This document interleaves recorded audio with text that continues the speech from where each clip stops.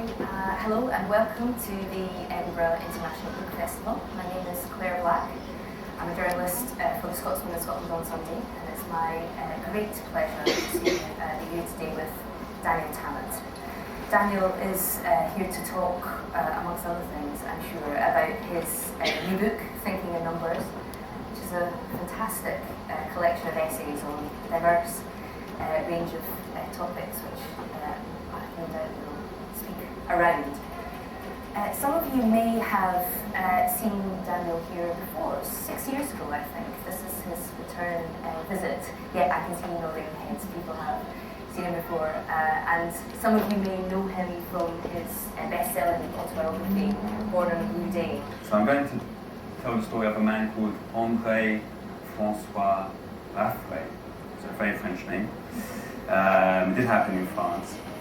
And he was a public notary in the 1960s, living and working in the French city of Arles in the south. And he was in his 40s, and there is a system in France whereby people of a certain age, they can agree to sell their house to somebody, and in exchange for a monthly sum, when the person dies, the person gets the house. So this public notary, he was in his 40s, very good health. He met a lady called Jeanne Calment, and this lady was 90 years of age, and he decided he would pay her 2,500 francs at the time, and when she passed away, he would inherit all her house, and the house was worth half a million francs. So Raffray must have imagined he had struck an excellent deal. The widow's house was worth close to 500,000 francs. Assuming that she lived another 3 years, the current life expectancy for an average 90-year-old French woman, he would shell out fewer than 100,000 francs in all. Over 20% of nonagenarians die before their next birthday. The statistics, he thought, were on his side. Even if she makes it to 94 or 95 or 96, I'll still have the house in the end for only a fraction of its value. And what if she goes on to 97 or 98 or God forbid to 100? But how many people ever live to 100? Not even one person in 1,000. To think she might go on another 10 years, I cannot imagine it. But what do I care? Let her kill over at 100. I'll still make a tidy profit. Such was probably his line of thought. It was a mistaken assumption that the very old are all more or less the same. The notary's acquaintance with Madame Calment was slight. Her snow-white hair, her bird-like frame, her papery skin, he mistook for frailty. He saw these features and thought at once of every elderly person he had ever met. Faces, bodies, lives, blended together in his mind. What did these people, averaged, have in common? Sickness, sadness, shortness of breath. But before Madame Calment was old, she had been young, and she had ridden a bicycle through the cobbled streets of Paris, and stretched after fluffy tennis balls, and eaten tins of fruit, and salad slick with olive oil.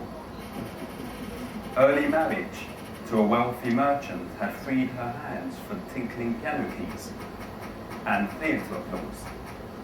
No illness had ever troubled her. Little had changed for her since her move to the warm and sunny south. She had taken all her favourite things with her, except her buried husband. But she had long grown comfortable with her solitude. She was not afraid of silence, of hearing the rhythm of her heart. Nor did she worry about her looks. Makeup, she had learned, could not resist her frequent tears of laughter. At age 85, she wore silly plump padding for her first fencing lessons, without giving it a second's thought. She still loved walking in the open air. Regular sips of port wine and snacks of chocolate brightened her day. Careful study of the mortality table had taught the notary with what frequency previous nonagenarians had died and after how many years. But he hadn't thought about the future. It was a fact, for example, that France counted no more than a few hundred centenarians in 1965. But that was then, and the widow would reach 100 if she did in 10 years' time. How many centenarians would France have in 1975, in 1980, in 1990? That's the kind of question the notary forgot to ask. Around the world, medicine and technology was rapidly improving. Once significant causes of death, flu, vitamin deficiency, or high blood pressure, were dwindling. Within a generation, the number of centenarians in France would increase 20-fold. And what about the table statistics? They deserve a closer look. For one thing, the data available for the very old was sparse, unreliable. Too few before the generation of Madame Calment had lived long enough to give being 90 years old a proper try. Statisticians knew next to nothing of a nonagenarian's medical needs, eating habits, daily routines, and much else besides. Guesswork had to fill the gaps. Life expectancy, 3 years, announced the table. But let's see what this actually means.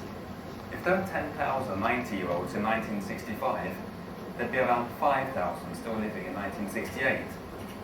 The life expectancy of these 93-year-olds would not be zero. What would it be? This was another question that the notary forgot to ask. Almost 3 years. Live 3 years in your 90s, and the chances are fair you will live 3 years more. And if there were 5,000 93-year-olds in 1968, there'd be around 2,000 surviving in 1971. These 96-year-olds could expect on average to live a further 2 years. In 1973, about 1,000, 10% of the original number of 90-year-olds, would still be alive. Close to half of these, in turn, would live long enough to reach 100. Madame Calment, in February 1975, numbered among them. 100 years old, but still in fine shape, on her feet every day. She left the dying to others. At the age of 105, her notary's monthly checks amounted to the full value of the house, but still he had to keep on paying. 5 more years passed. Madame Calment begrudgingly moved into a nursing home.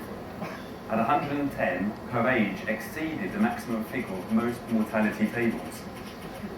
At 113, she became the oldest person in the world, la doyenne de l'humanité. But even then, she did not die.